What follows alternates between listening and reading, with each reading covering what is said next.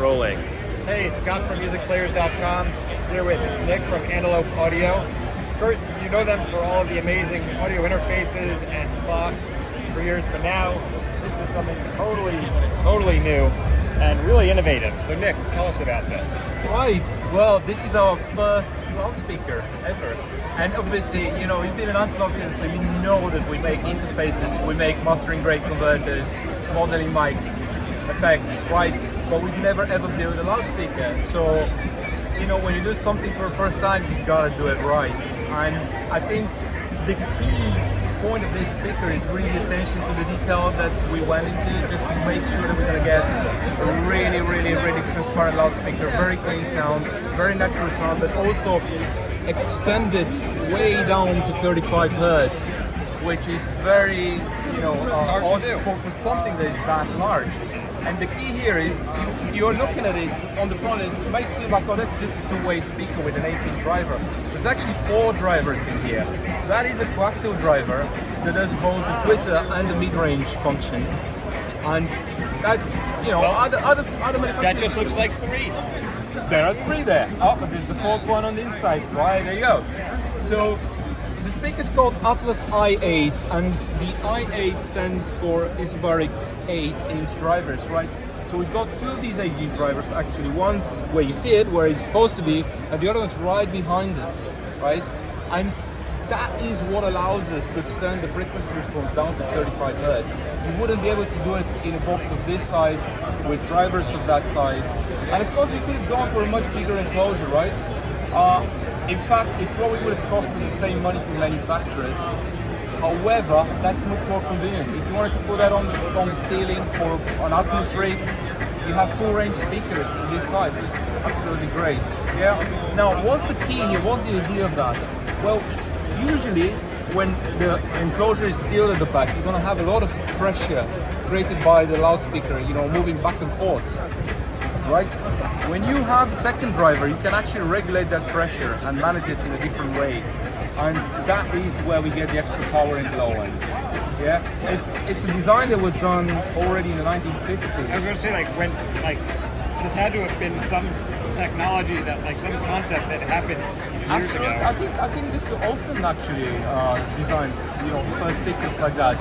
You know, so a legend there. But I guess this is exactly what I'm saying. We're implementing bits of different technologies. So we're cherry picking really the best that we thought that we can do. And we're combining it all together. So let me actually show you something else that's really cool. So it's not just an analog loudspeaker, right? We've got both a digital input and an analog input. It's quite cool. It's got TRS XLR combo, just for convenience. But even if you go into the analog input, you're still gonna go through the digital side of the speaker, right? And so what's going on here? First of all, we've got a color display and a rotary controller here, which allows you to change the settings of the speaker and recall presets.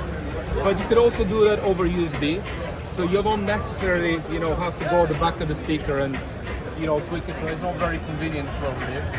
And essentially, you can think of us building in our highest end converter. It works natively 192 kilohertz, for those who might, you know, wonder about that. And it does all kinds of really cool things with the signal, right? So obviously all loudspeakers, you're gonna have some slight issues, right? Yeah, but maybe they're gonna have a little dip in the frequency response or something like that. That's very normal. So we're using an equalizer on the inside that actually corrects it. Now the problem with using an equalizer, digital EQ, you know, on the inside is that creates other problems.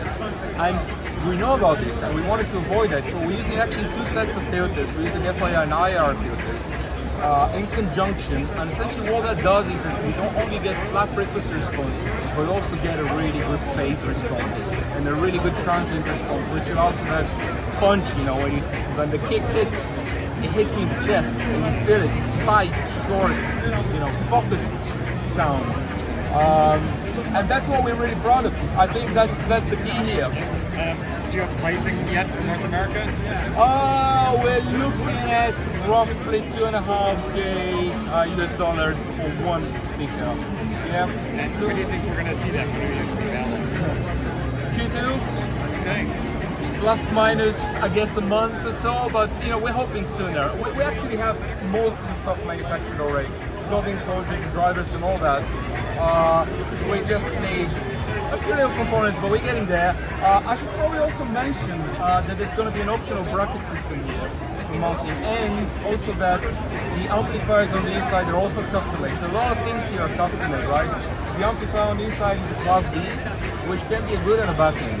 And we try to make sure that it's a very good thing. And you know, our CEO Igor actually designed personally the amplifier just because he wanted to make sure that it's going to be as good as it gets. Awesome. Thanks, Nick. And we'll have more on that soon. I think this is the longest one, not really, because there's a lot to say. Like with these products, it's not going to be so. Yeah, that. Well,